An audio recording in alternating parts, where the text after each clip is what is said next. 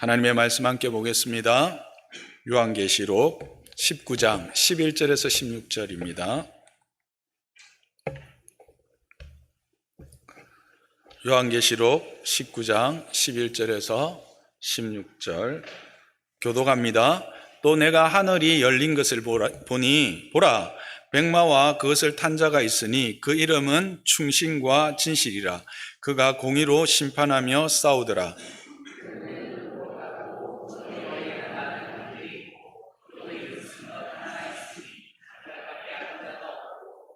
또 그가 피 뿌린 옷을 입었는데 그 이름은 하나님의 말씀이라 칭하더라.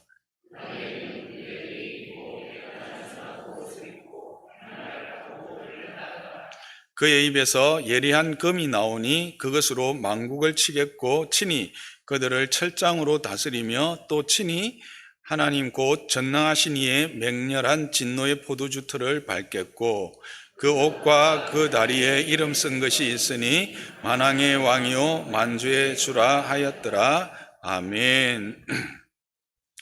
예, 우리는 이제 우리를 영적으로 또 육적으로 음행하게 하여 하나님의 은혜의 자리에 들어가지 못하게 하는 그 바벨론을 심판하시고 이제 그 심판으로 말미암는 그 공의롭고 참된 심판으로 말미암아 구원받은 하나님의 그 구원을 경험한 그 하나님의 승리를 찬양하는 보좌의 찬양을 우리가 함께 하긴 했었습니다.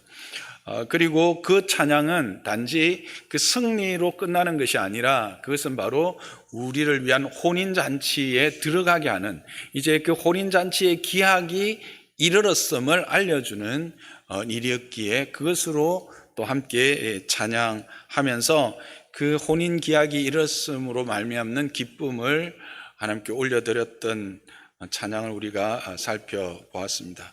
이어서 이제 오늘 이 말씀은 장면이 이제 바뀝니다. 이제 보좌의 찬양으로부터 장면이 바뀌는데 그 바뀐 장면은 어떤 모습을 우리에게 보여주고 있습니까? 1절을 보니까 하늘이 열리는 것으로 우리에게 보여주고 있습니다. 물론 사도 요한이 본 것이죠. 여러분이 말씀을 이제 쭉 따라오신 분들은 이 하늘이 열린 것이 처음이 아니라는 것을 기억할 것입니다. 4장 1절에 7교회에 대한 말씀이 끝나고 4장 1절을 시작하면서 그 하늘 문이 열렸다라고 하는 것을 우리는 하긴 했었습니다. 하늘 문이 열려서 이제 진행되어질 이야기가 어떤 것인지 하나님의 계획, 그 하나님의 백성을 향한 그의 계획과 그 계획들이 어떻게 진행되어지며 내용으로 채워질 것인가, 그리고 하나님의 뜻이 어떻게 완성되어질 것인가를 이제 시작한다라는 의미로 하늘 문이 열렸죠. 그리고 이제 그 이야기들이 쭉 진행되다가 이제 오늘 하늘이 열리는데 이 하늘은 문만 열린 게 아닙니다. 하늘 자체가 열려버린 겁니다. 이게 무슨 의미일까요? 문이 열려서 보여주시려고 했던 그 모든 계획과 그 내용들이 이제 완성되었다라는 겁니다. 다른 말로 하면 하나님의 그 계획이 이제 완성되어 끝이 이르렀다라고 하는 것이죠. 그래서 그 끝에 백마를 타고 오시는 일을 열린 하늘을 통해서 보게 됩니다. 그래서 이것이 바로 어떤 모습입니까? 그리스도의 재림입니다. 그래서 보라라고 하는 감탄사를 가지고 하늘이 열리고 보라, 백마를 타신 이가 오고 있다, 그렇게 말합니다. 하늘이 열렸다라는 것은 바로 이제 그리스도께서 그의 백성들을 위하여 계획하시고 예비하신 모든 것들이 완성되었다라고 하는 것을 말하고 있는 거죠. 이 말은 동시에 어떤 의미입니까? 하나님이 계획하고 완성된 것들은 반드시 실현될 것이다. 하나님의 신실한 가운데 그 백성을 향한 계획들은 반드시 성취될 것이다 라고 하는 것을 보여주는 것 또한 이 하늘이 열렸다라는 것에 포함되어 있습니다. 하나님의 그 신실하심, 그 계획하심, 그 뜻하심은 반드시 성취되고 완성되어 우리 앞에 드러나게 될 것이다. 우리가 거기에 들어가며 누리게 될 것이다 라고 하는 것을 이렇게 하늘이 열렸다라고 하는 것으로 우리에게 지금 나타나고 있습니다. 이것은 우리가 에스겔서 1장 1절에서 3절을 통해서도 보여주고 있죠. 에스겔이 그 이스라엘이 망하고 난 이후에 5년이라는 시간이 지난 상태에서 절망하고 이제 모든 삶이 끝난, 이제 이스라엘은 더 이상 역사 속에서 존재할 수 없고 이 강대한 바벨론이 지배하며 그렇게 이스라엘 하나님의 나라는 사라질 것 같은 그 절망 속에서 그발 강가에 거닐고 있을 때 하나님이 하늘 문을 열어서 하나님의 계획은, 하나님의 뜻하심은, 그 백성을 향한 하나님의 일하심은 끝이 아니라 온전하심을 위한 과정에 있다라는 것을 보여주심으로 에스겔을 통하여 다시 그 성전의 환상을 통하여 회복했던 그런 것처럼 지금 사도 요한도 동일한 상황에 있지 않습니까? 그의 삶 가운데 지금 닥치는 모든 상황을 보면 하나님의 일하심은 보이지 않고 오신다고 했던 하나님의 아들 그리스도의 재림은 이렇게 막연하고 오히려 자신들을 억압하며 짓누르는 이 로마라고 하는 세력은 더욱 강성해지는 그 속에서 하나님의 약속은 폐하여지고 더 이상 성취되지 않을 것 같은 그런 상황에서 이제 하늘 문을 여시고 그 계획들을 쭉 말씀하시며 어떤 내용으로 채워서 그 백성들을 이루시고 완성시키시며 그 혼인잔치를 예비하실 것인가를 말씀하시고 그 끝에 이제 하늘 자체를 열어서 이 모든 것들이 완성되어짐을 보여주심으로 하나님의 계획은, 그의 약속은 신실하며 반드시 성취될 것임을 보여주는 그 상징이 바로 이 하늘이 열리는 모습입니다. 이것은 사도 요한에게만 보여주는 걸까요? 에스겔에게만 보여준 것일까요? 이것을 읽고 듣고 있는 저와 여러분에게도 동일하게 보여주는 하나님의 사인인 것을 믿으시기 바랍니다. 하나님은 그렇게 우리에게 지금 사도 요한을 통해서 말씀하시는 겁니다. 하늘이 열릴 때가 있다는 겁니다. 모든 것이 완성되어지고 모든 것이 끝이 있다는 겁니다. 그리고 그때에 백마를 타고 오시는 이가 있다라고 하는 사실입니다. 여러분, 하늘을 본 자와 하늘을 보지 못한 자의 삶은 차이가 있을 것입니다.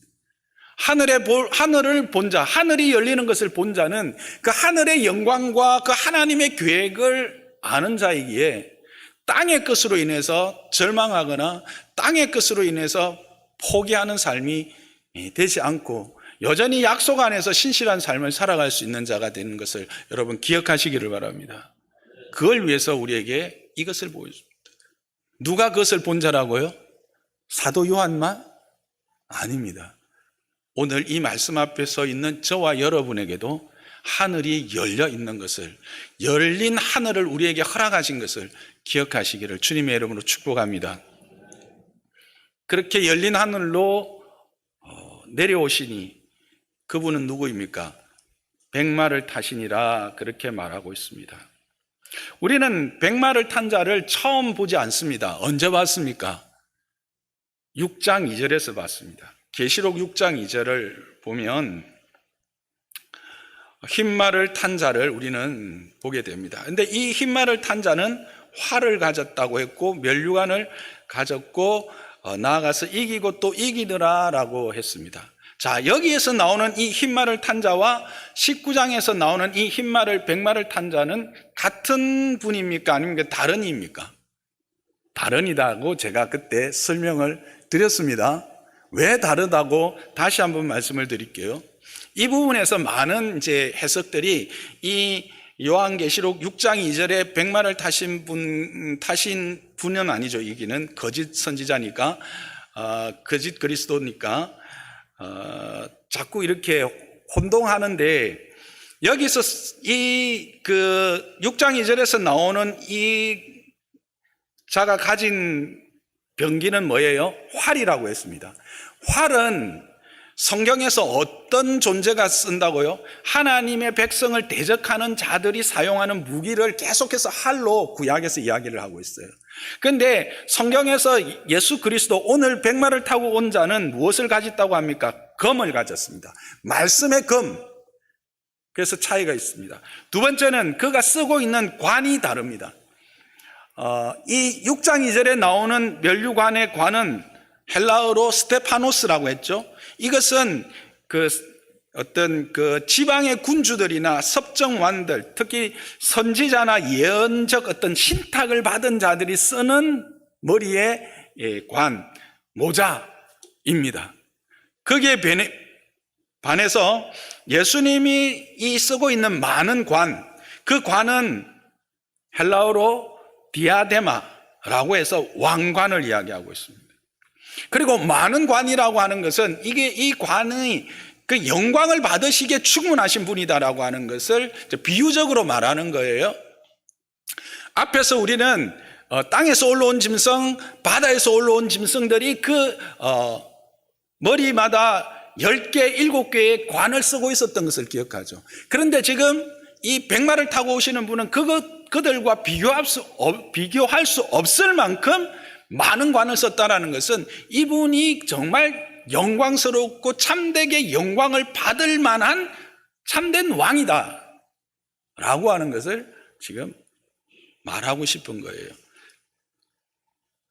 그리고 이 6장 2절에 나오는 이기고 또 이기려고 하는 이것은 어떤 힘으로 군사적 정복을 통하여 승리를 쟁취하려고 하는, 우리가 앞에서 살펴봤던 땅에서 올라온 짐승의 속성을 가진 자입니다. 그리고 그는 겨우 이기고 이기라고 애쓰는 모습이 나와 있잖아요. 근데 오늘은 아니지만 다음 주에 우리가 살펴볼 이 만왕의 왕이요 만주의 주인, 이 하늘이 열리고 임하시는 이 백마를 타신 분은 전쟁에서 이렇게 잽이 안 되는, 그러니까 전쟁을 하는 게 아니라 그냥 그 능력으로 그대로 이렇게 정복하고 다스리는 자로, 승리하는 자로 오시는 분이거든요. 그래서 그의 능력에 있어서 차이가 있고, 또 그 문장 안에서 이 6장 2절은 그 네 생물 중 하나가 오라 해서 그 부름을 받고 나타나기 시작합니다. 본문을 보면. 그래서 이 문장으로 볼 때, 아니 네 생물이 그리스도를 향해서 오라라고 명령할 수 있겠습니까? 없죠. 그래서 이런 것들을 종합해 볼 때 6장 2절에 나오는 그 백마를 탄 자는 예수님을 모방한 그 거짓 그리스도, 거짓 선지자로 오는 백마를 탄 자다, 그렇게 우리가 했고, 그것을 여러분 다시 한번 제가 좀 이야기합니다 하고 넘어가겠습니다. 그래서 오늘 타고 온 자에 대한 묘사를 좀 살펴보면 이분이 어떤 분인지를 더 분명하게 보여줍니다. 이름이 뭐라고요? 1절에 충신과 진실이라고 합니다. 그리고 이분은 공의로 심판하시는 이다. 그의 눈은 불꽃 같아. 이건 1장에서 우리가 확인했던 예수님의 모습이었어요. 머리에 많은 관들을 가지고 있다, 방금 설명드렸고요. 자기만 아는 이름을 가진 특별한 분입니다. 아주 유니크한, 자기 외에는, 그러니까 신비한 분이다라고 한 거예요. 피 뿌린 옷을 입은 그 원수들을, 뒤에 나오는 그 진노의 포도주 틀을 밟는 자로서 적들을 제압할 때 튀는 그 피로 말미암아 옷이 이렇게 이제 피로 물든 그런 옷을, 승리한 임금의 어떤 상징이죠. 그런 옷을 입었고, 그 이름은 하나님의 말씀. 이건 요한복음 1장 1절에서 태초에 말씀이 계시니라, 그 말씀이 하나님과 함께 계셨고 그 말씀이 곧 하나님이시다 라고 하는 것에서 우리는 이 로고스, 말씀으로 오시는 하나님이신 예수님을 우리는 확인했습니다. 그죠? 그것을 이제 다시 이야기하는 거고. 그리고 흰 옷을 입은 그 군대가 따르는 자. 그래서 구원받은 백성들을 이끌고 임하시는 분. 예리한 금, 입에서 나오는 예리한 금으로 만국을 치는 자. 그리고 그 옷과 그 다리에 만왕의 왕이요 만주의 주라고 이름이 적혀 있는 자로 묘사되고 있습니다. 결국 이분이 누구입니까? 예수님이시죠. 그래서 이 19장 11절은 이제 하늘이 열리고 누가? 그리스도께서 재림하는 모습을 지금 보여주고 있는 겁니다. 어떤 분으로 재림하고 계신다 하고 있습니까? 충신과 진실이란 이름을 가지고 공의의 심판자로 싸우는 자로 임하고 있는 것을 우리에게 말해주고 있는 것입니다.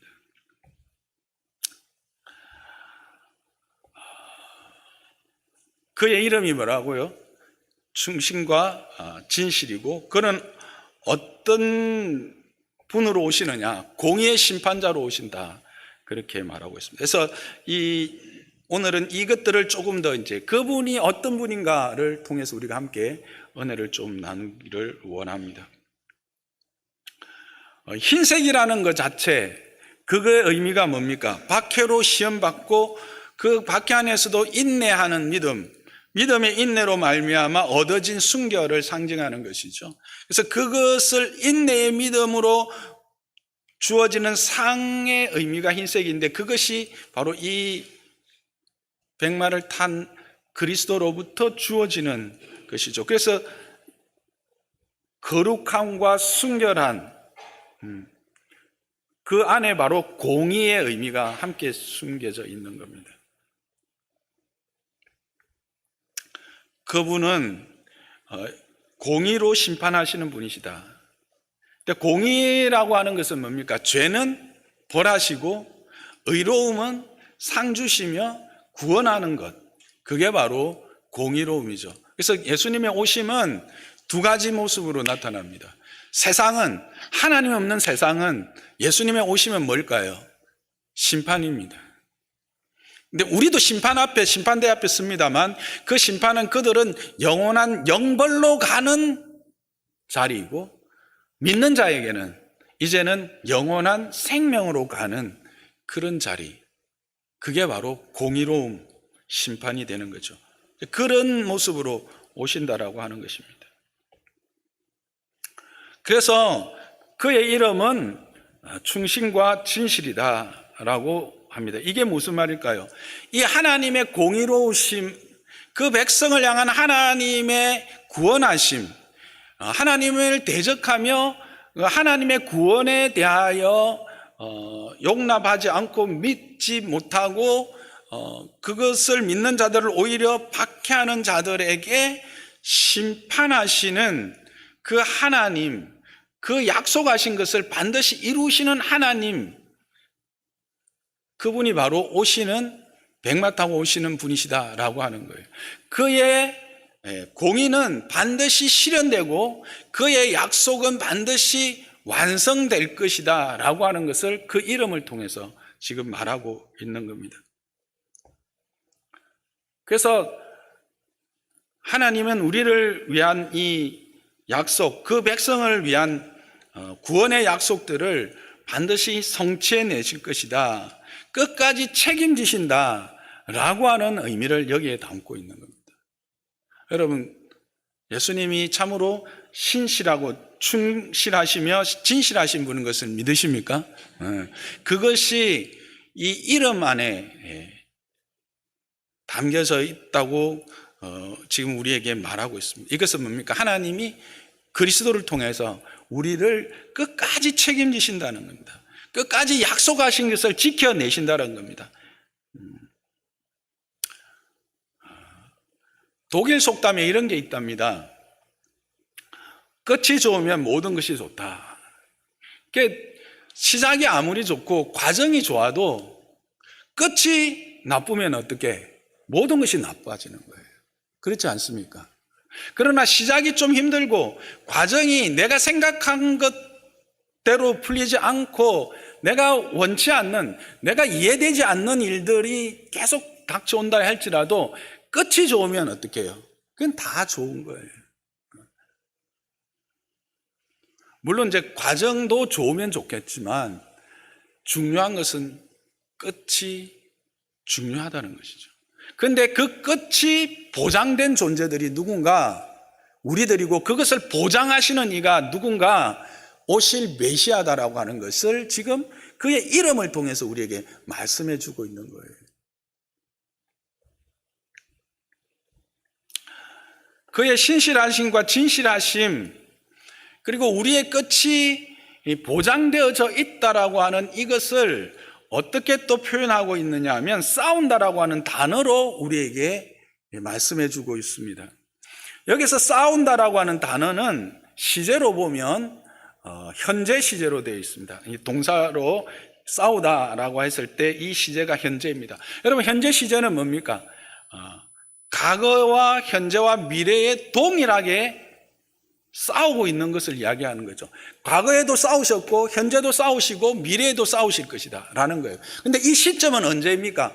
모든 것의 끝나는 시점, 모든 것의 완성된 시점이니까 처음부터 싸우셨던 그분이 언제까지? 완성된 순간까지, 완성될 순간까지 싸우실 것이다 라는 겁니다. 그것을 지금 이 단어를 통해서 이야기하고 있는 것이죠.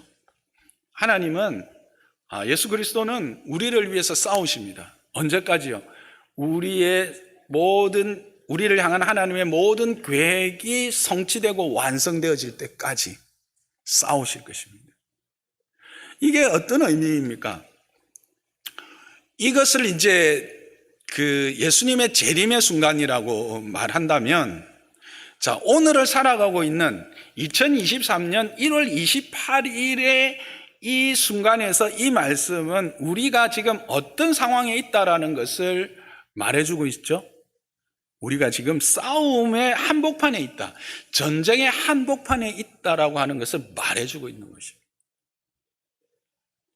그러니까 이게 이제 오늘을 살아가는 우리의 삶의 적용점을 찾을 수 있는 모티브가 돼요. 신약을 살아가는 모든 성도들은 동일합니다. 다 전쟁의 한복판에 있습니다. 그러니까 전쟁의 한복판에 있다라고 하는 것은 우리의 삶의 여정이 평탄할 거라는 겁니까? 아니면 힘들고 어려운 굴곡이 늘 앞에 기다리고 있고 내가 상상하지 못하는 어려움들을 직면하게 될 것이라는 겁니까? 전자입니까? 후자입니까? 당연히 후자죠. 그래서 이 계시록을 기록한 이유 자체가 그것 아닙니까? 계시록 자체가 뭘 이야기하고 있냐면 우리는 지금 전쟁의 한복판에 있다라고 하는 것을 인식시켜 주고 그 전쟁 가운데 우리로 하여금 어떻게 포기하지 않고 우리의 삶이 보장되어 있기 때문에 그 과정에서 당하는 여러 가지 힘듦과 어려움들 앞에서 포기하지 말라는 말씀으로 주어지고 있는 것입니다. 그래서 우리가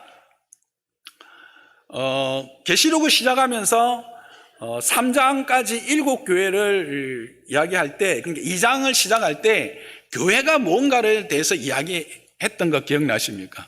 그래서 교회는 보편적 교회와 지역 교회로 나눌 수 있다라고 이야기를 했습니다. 그래서 장로 호산나 교회만이 교회가 아니라 장로 지역에만 해도 100개 정도의 교회가 있고 전국적으로 5만 개 교회, 세계적으로 수십만 개의 교회가 있는데 이 모든 교회가 하나님 앞에서 한 교회다. 그게 바로 뭡니까? 비가시적 교회, 즉 보편적 교회. 그러면서 동시에 그 지역을 책임지는 교회로서의 지역교회가 있다라고 이야기를 했습니다. 그러면서 이 보편적 교회와 지역교회가 동일한 역할을 하는데 그 역할 중에 하나가 뭐냐면 전투하는 교회다라는 것을 우리는 거기서 확인했습니다. 왜? 지금 우리는 전투 가운데 있기 때문에. 교회 특성이 중에 하나가 뭐냐? 교회는 전투하는 교회다라고 하는 거예요. 그래서 그것을 계속해서 살펴본 게 뭐예요? 우리 계시록이지 않습니까? 사단이 임신한 여인을, 그 여인의 아이를 죽이려고 했지만 그 여인이 사막으로 나가서 광야 가운데서 아이를 낳고 하는 그 과정을 통해서 그리스도의 탄생과 또 승귀, 그리고 그것이 이루어지지 않으니까 하늘에서 내쫓긴 마귀가 바다에서부터 짐승을 불러일으키고 땅에서 짐승을 불러일으키고 그리고 음녀를 이용해서 우리를 다양한 방법으로 공격하고 다양한 모습으로 유혹해서 이 하나님의 은혜에 머물지 못하도록 계속해서 도전하는, 그러나 그 속에서 우리는 이들과 뭐하는? 전투하는 자들이다. 그래 우리의 삶은 결국 이 전투하는 자의 삶이다라는 것을 우리는 확인했지 않습니까? 그 과정에 지금 우리가 있다라는 것을 다시 한번 여기서 우리는 확인하게 되는 것이에요. 그래서 우리는 이런 생각을 합니다. 신앙이 좋으면, 우리의 신앙이 좋고 우리의 믿음이 좋으면 하나님이 형통한 길을 주시고 평안한 것으로 보상하실 것이다라고 하는 기대를 가지고 신앙생활을 합니다. 그런데 큰 그림으로 보면 이 기대는 맞는 기대입니까? 틀린 기대입니까? 참으로 안타깝게도 이 기대는 맞지 않습니다.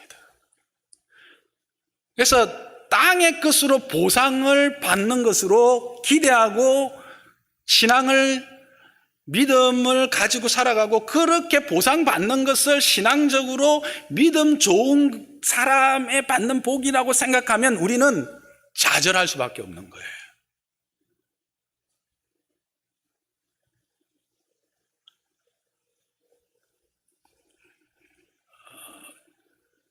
그러면 참다운 보상은 뭔가?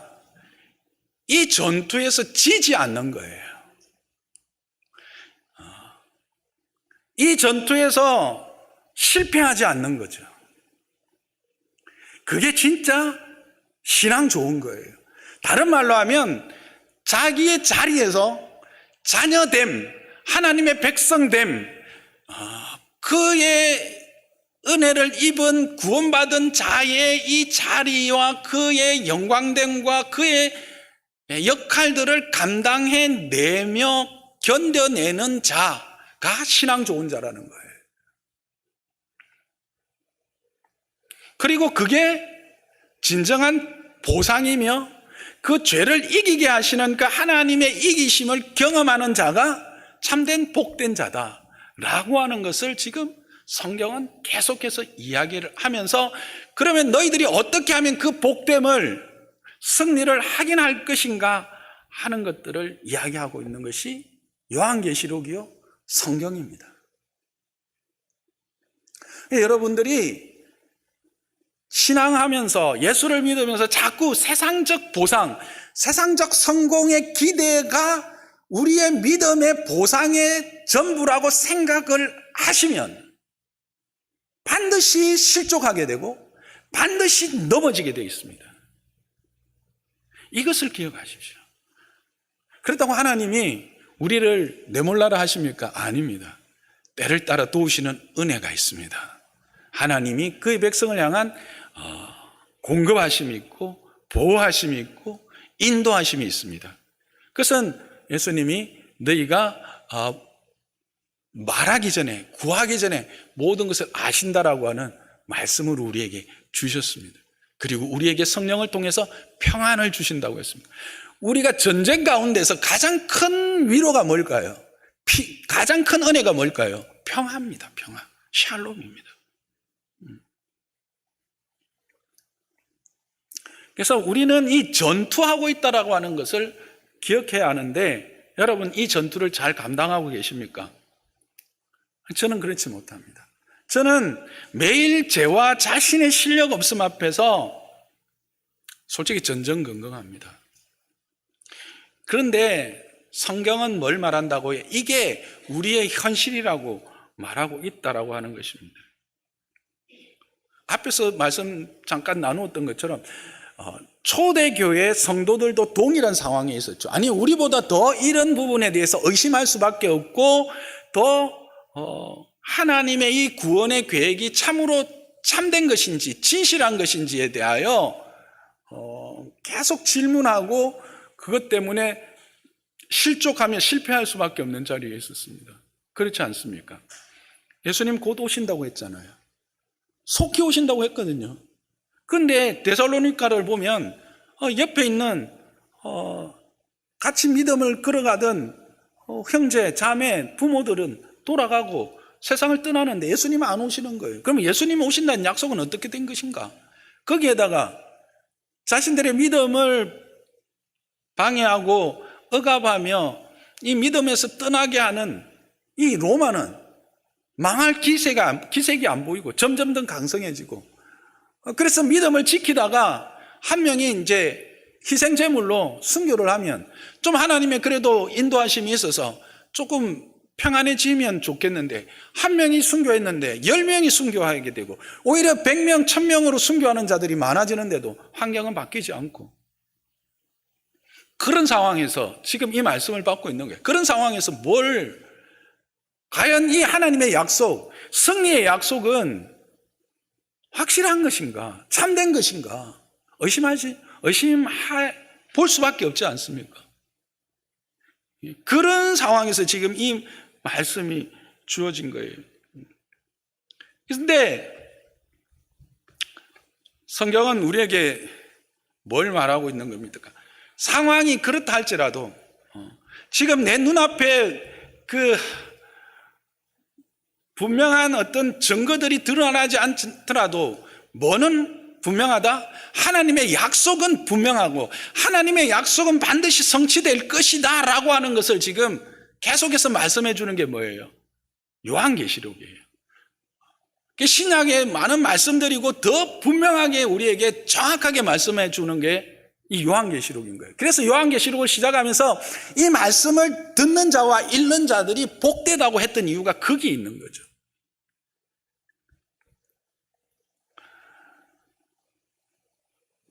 그래서 성경은 이 우리의 구원이 확실하다, 특히 요한계시록에서 우리에게 말씀하신 이 하나님의 구원은 반드시 실현될 것이다 라고 하는 것을 말씀하기 위해서 무엇이 계속 등장하는지 아십니까?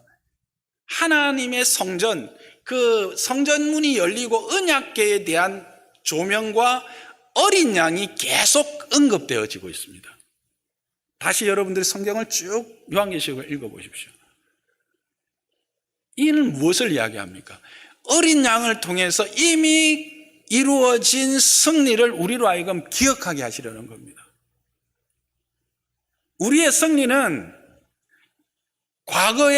미래의 일입니까? 아니면 과거의 일입니까? 이미 얻어진 승리입니까? 이루어질 승리입니까? 이루어진 승리입니다. 어디에서? 예수 그리스도의 십자가가 바로 우리의 승리의 자리입니다. 그가 죽음으로 세상이 이긴 것 같고 사단이 이긴 것 같았지만 그는 죽음으로써 죽음을 이기고 부활하신 것 아닙니까? 그의 죽음이 참 생명으로 그 죄로 말미암는 죽음을 이겨버린 것입니다. 그게 부활이에요. 그래서 승리는 거기에서 확정된 거예요. 완성된 건데 그것이 모든 이들에게 이루어지기까지 때가 차기를 기다리는 거예요. 그래서 지금은 어떤 기간이다? 정혼의 기간이다.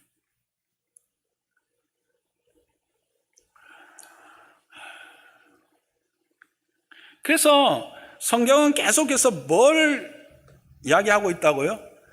그리스도의 이 승리, 어린 양으로 말미암는 승리를 계속해서 우리에게 보여주고 있다라고 하는 것입니다. 마태복음 16장 16절에서 19절을 보면 우리가 잘 아는 시몬 베드로의 대답이 있습니다. 예수님이 세상이 나를 대하여 누구라고 하느냐라고 이야기할 때 주는 그리스도시요 살아계신 하나님의 아들입니다 라는 고백을 하죠. 그랬을 때 예수님이 칭찬하시면서 이 고백 위에, 즉 너의 그 주는 그리스도시요 살아계신 하나님의 이 고백 위에 내가 교회를 세우되 음부의 권세가 이기지 못하리라 그렇게 말하면서 교회의 천국의 열쇠를 주는 것을 이야기하고 있습니다. 이것을 통해서 우리가 확인하는 교회는 무엇입니까? 이 본문을 통해서 확인하는 교회는 바로 그리스도와의 연합체라는 겁니다. 그러므로 우리가 실패하려면 누가 실패해야 합니까? 그리스도가 실패해야 합니다. 우리가 패배하려면 누가 패배해야 합니까? 그리스도가 패배해야 합니다. 누가 그리스도를 패배하게 만들 수 있습니까? 누가 그리스도를 실패하게 만들 수 있습니까? 그리스도는 이미 이기신 분입니다. 그래서 이 말씀은 우리는 결코 실패할 수 없는 자들이요, 우리는 결코 패배할 수 없는 자들이라는 것을 보여주는 말씀이에요. 그래서 로마서에도 보면 로마서 6장에 바울이 그리스도의 죽음과 함께 우리가 연합되었다라고 말하면서, 그래서 우리는 그리스도의 부활과 함께 연합될 것이다 라고 이야기를 하고 있는 것은, 우리의 이 모든 삶의 여정이 결코 실패할 수 없고 결코 우리는 패배할 수 없는 존재이며, 그리스도의 이김이 내 이김이 되었기 때문에 우리는 반드시 승리할 것이다라는 것을 말씀하고, 그것을 실질적으로 완성된 것을 보여주는 그림이 오늘 이 하늘이 열리고 백마탄 그리스도께서 오시는 것으로 우리에게 확정시켜 주시는 거예요.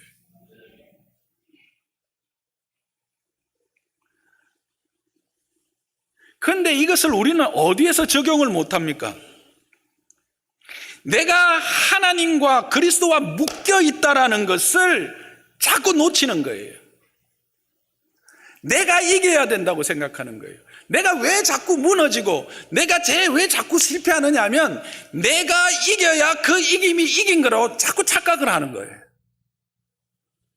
내 이김은 내 안에서 나의 것으로 얻어지는 것이 아닙니다. 이 내 이김으로 이기려고 애쓰고 수고하는 이들을 우리는 믿음이 좋은 자라고 때로는 생각합니다. 그런데 그거는 믿음이 좋은 것이 아닙니다. 진짜 믿음은 좋은 건 뭘까요? 그 이김이 내 안에 있는 것이 아니라 오직 그리스도께 매여 있는 것으로 이김이 주어진다라고 생각하고, 내 모든 삶을 그리스도 안에서 발견하기 위하여 그리스도께 나아가는 자, 내가 그리스도께 묶여 있다라고 하는 사실을 확인하고 그 안에서 나의 도움을 삼고자 하는 자, 그래서 그리스도께 나를 피신시키는 자, 그리스도의 그리스도를 나의 피신처로 삼는 자가 믿음이 좋은 자예요.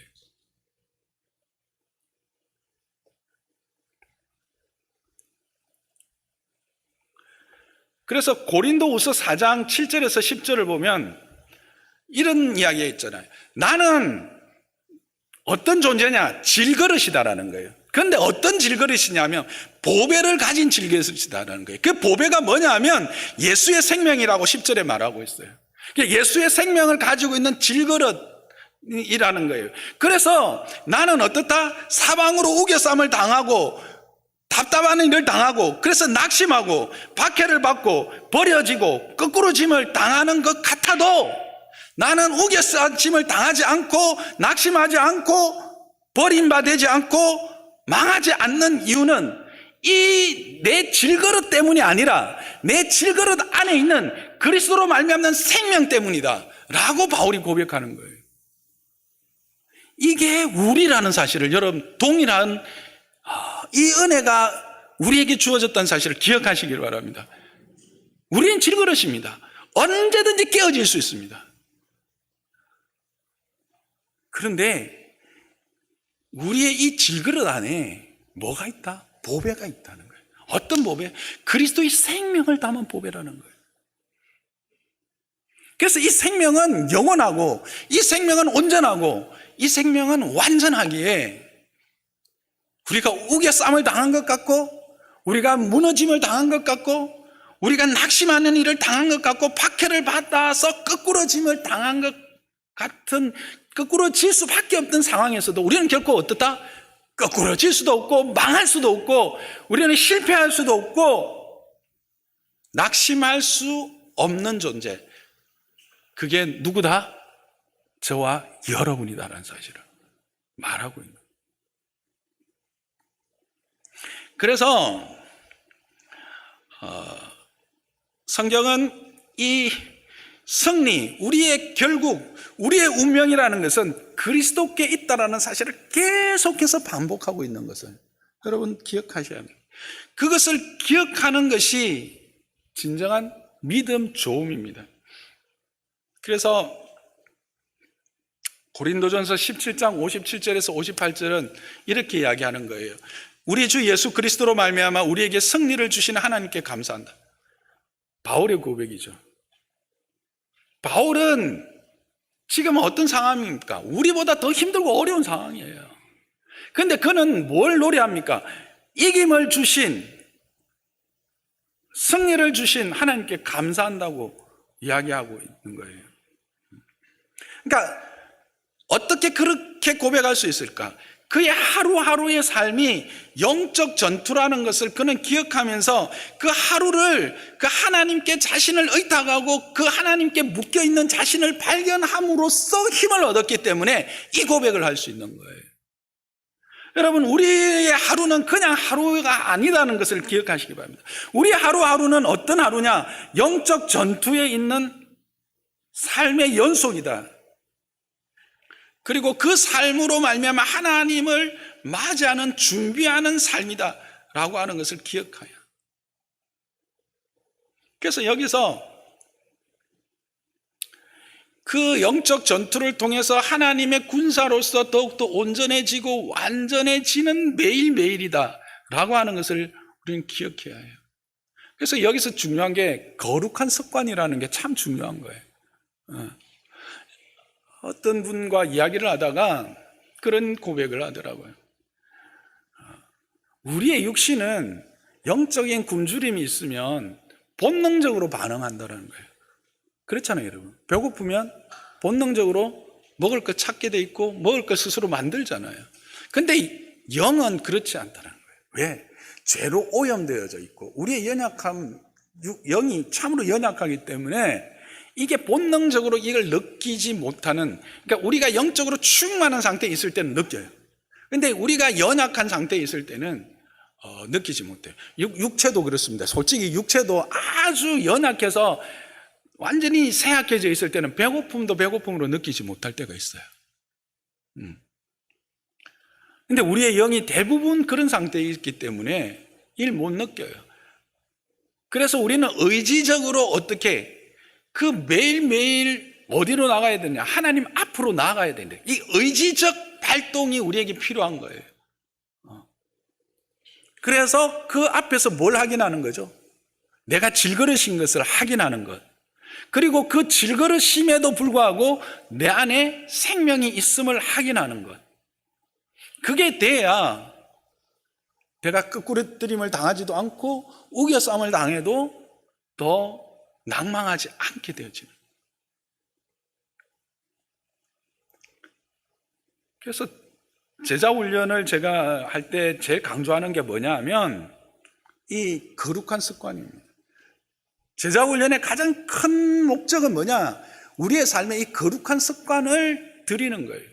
그래서 말씀 앞에 늘 나아가고 그것이 없을 때 허전함을 느끼는 그런 상태 되는 거예요. 근데 이게 이제 제자훈련 1년차 때는 제자훈련 과정에서는 참 잘해요. 제자반 과정에서는. 근데 사역반만 올라오면 초반에는 좀 하다가 후반부 가면 점점 해서 이제 후반부에는 이제 암송을 하자 해도 시험을 치자 해도 목사님 그냥 시험 그만 치죠 뭐 이러면서 슬슬 넘어가려고. 큐티를 해도 근데 순장이 되면 더 열심히 해야 되는데 참으로 안타깝게도 순장이 되시면 제가 매일 점검을 못하니까 모르겠지만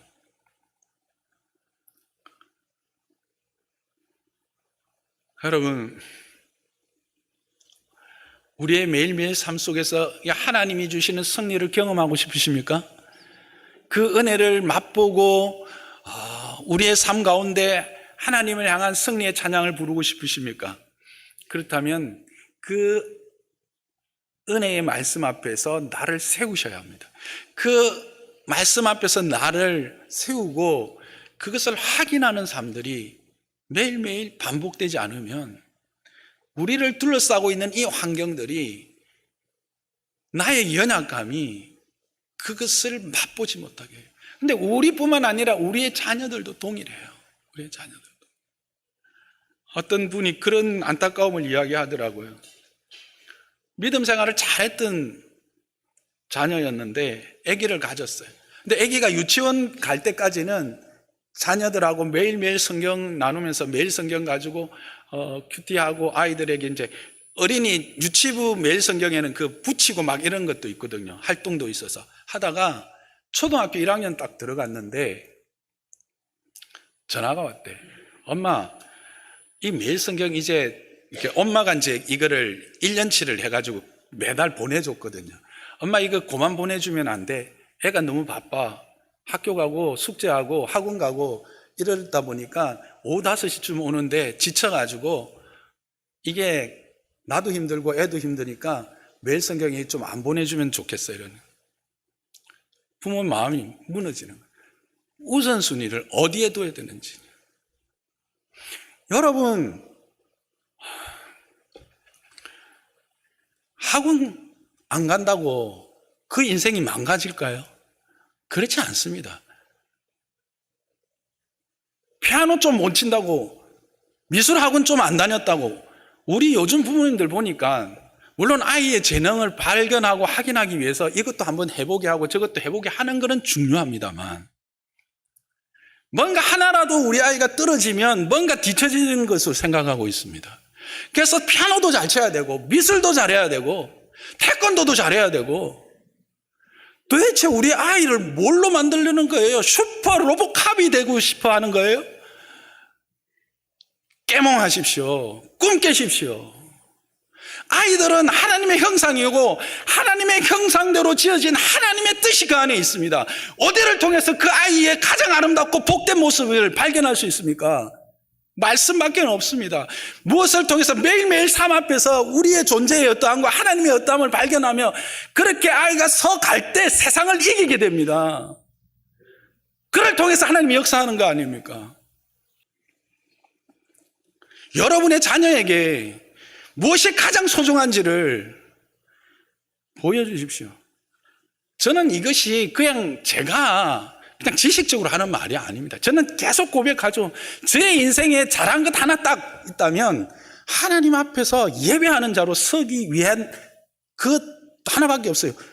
그거는 물론 하나님의 은혜로 제가 그게 가장 기쁘고 감사해서 그렇게 했지만 그럴 때 하나님이 내게 주신 바 나에게 가장 잘하는 것으로 나를 사용해 가셔서 영광을 받으시더라는 거예요. 그렇게 살면 되는 겁니다. 무엇이 영광입니까? 하나님이 영광되다고 할 때 그게 영광입니다. 무엇이 복입니까? 하나님 안에서의 누림입니다. 샬롬입니다.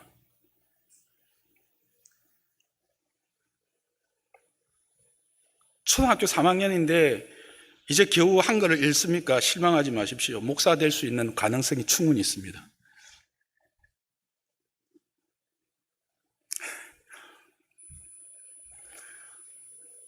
말씀을 정리하겠습니다.